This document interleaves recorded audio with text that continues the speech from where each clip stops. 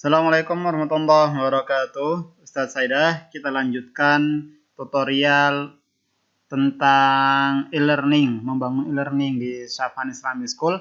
Dan kali ini kita akan membahas tentang pembuatan soal atau kita menugaskan soal ke anak didik kita.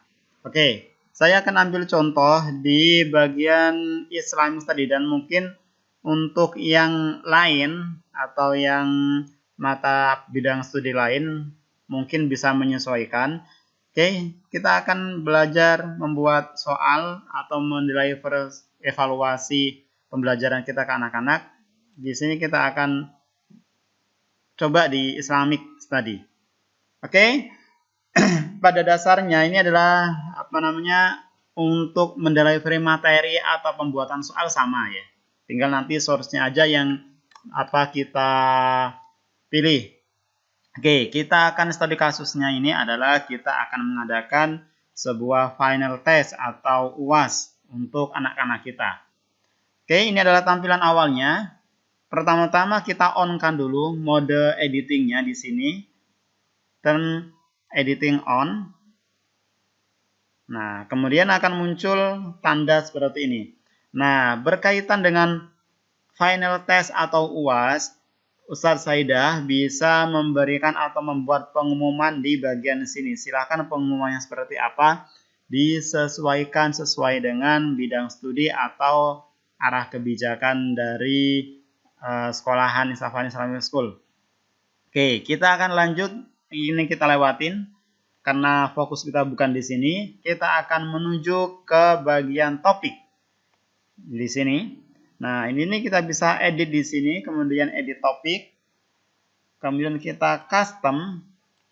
Nah, di sini coba akan kita tuliskan final test Islamic Study. Nah, ini adalah rangkumannya. Kalau membutuhkan rangkuman silahkan dituliskan di sini. Kemudian restrict aksesnya, kapan materi ini atau kurs atau soal ini bisa diakses, kita bisa tentukan waktunya. Nah, ini adalah dari waktu beberapa pilihan, tapi kita akan fokus di bagian date atau waktunya. Nah, contohnya di sini kita akan bisa mengakses atau siswa bisa mengakses soal ini. Contohnya kita buat di tanggal 10 Juni jam 10. Oke, kita save change. Nah, ini sudah ada topiknya. Topik ini bisa diakses. Kemudian mulai tanggal 10 Juni jam 10. Kemudian kita akan add activity-nya. Nah, ini adalah pilihan buat Ustadz dan Saidah, sesuaikan dengan kebutuhan bagaimana kita mengevaluasi peserta didik atau anak-anak kita. Oke, opsi pertama atau contoh pertama adalah kita akan memberikan soal ke anak-anak itu berupa file dokumen. Bisa berupa file PDF, bisa berupa file dokumen, maksudnya Microsoft Word ataupun yang lain, intinya si dokumen.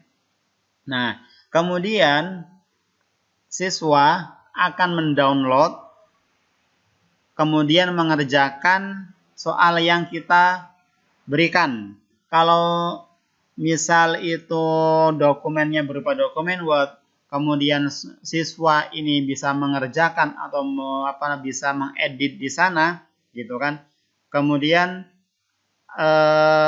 file itu akan dirubah oleh siswa karena ada penambahan perubahan di isi filenya.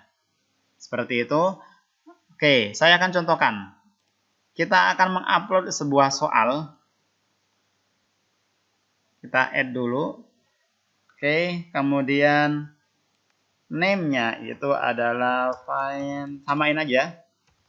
Final Test Islamic Study. Deskripsinya silahkan ditambahkan kalau perlu. Kemudian kita akan memasukkan file soalnya ke sini. Bisa klik di sini atau bisa klik and drag dari file kita. Misal ini ya. Ini kita upload di sini dengan klik and drag aja. Nah, ini sudah masuk saat saya.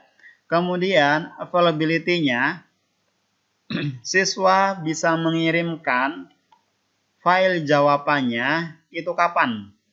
Misal kita contohkan di tanggal 10 Juni, tadi kan jam 10 ya. Misal siswa boleh mengirimkan filenya mulai dari jam 11, asumsinya mengerjakannya waktunya 1 jam.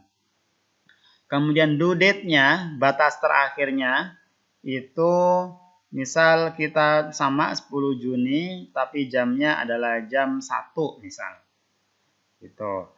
Nah, cut off-nya ini opsional. Kalau misal kita centang berarti setelah lewat dari due date berarti akan hilang. Kalau enggak berarti tetap ada tapi mungkin akan ada notifikasi meskipun siswa ini mengumpulkan bahwa tugasnya terlambat. Oke, kemudian remind me to grade by ini silahkan disesuaikan, kalau misal tidak dibutuhkan bisa dicabut centangnya. Nah, di sini berhubungan dengan file yang akan dikirimkan ke kita yang dikumpulkan oleh anak didik kita. Nah, kita bisa memilih atau mempersempit jenis file apa yang bisa dikirimkan ke kita karena tergantung kebijakan kita. Oke, siswa boleh mekanismenya? Siswa akan mengumpulkan misal berupa file yang di-download tadi, maka kita akan meloloskan file yang berupa dokumen. Seperti itu. Contohnya adalah seperti ini. Kita klik choose, kemudian kita pilih dokumen file, kita perlebar untuk melihat. Kemudian yang akan diizinkan masuk ke final test Islamic Study ini adalah Word dokumen, kemudian yang versi docx-nya ini, kemudian doc-nya. Kemudian setelah kita centang, scroll ke bawah, klik save change. Berarti hanya 2 dokumen ini yang boleh dikirimkan ke kita. Kalau misal ada opsi seperti ini, oke, pengerjaannya di kertas biasa, kemudian filenya itu difoto, kemudian dikirimkan ke kita lewat e-learning ini, boleh. Jadi kita akan tambahkan di sini choose, kemudian karena file zip image, kita akan cari image yang umum itu adalah JPEG. Ini ya. Terus kita perlebar. Kok nggak bisa? Ini kita tutup dulu. Kok nggak bisa ya? Ngeheng. Oke, kita klik image. Nah, ini yang akan kita izinkan adalah file JPEG, misal JPG. Ini adalah file yang umum ketika kita menggunakan handphone kemudian memfoto. Nah, ini yang akan kita izinkan selain dari 2 file di atas dokumen. Oke, berarti setelah itu kita save change. Nah, berarti ada berapa ini? 5 jenis file yang bisa dikirimkan. Opsinya ini adalah siswa yang mengerjakan di file dokumen kita. Ini adalah opsinya siswa yang mengerjakan di kertas kemudian difoto, kemudian nanti akan dikirimkan ke kita. Seperti itu. Oke, setelah itu kita akan bergeser ke restrict access juga. Ini samakan saja, Ustaz Saidah, ke 10 Juni jam 10. Oke.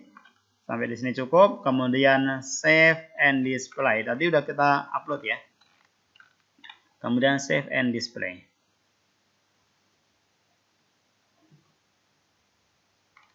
Oke, berarti kita sudah memiliki tugas untuk siswa kita itu akan diakses atau available. Ini diakses ketika mulai tanggal 10 Juni jam 10. Nah, ini adalah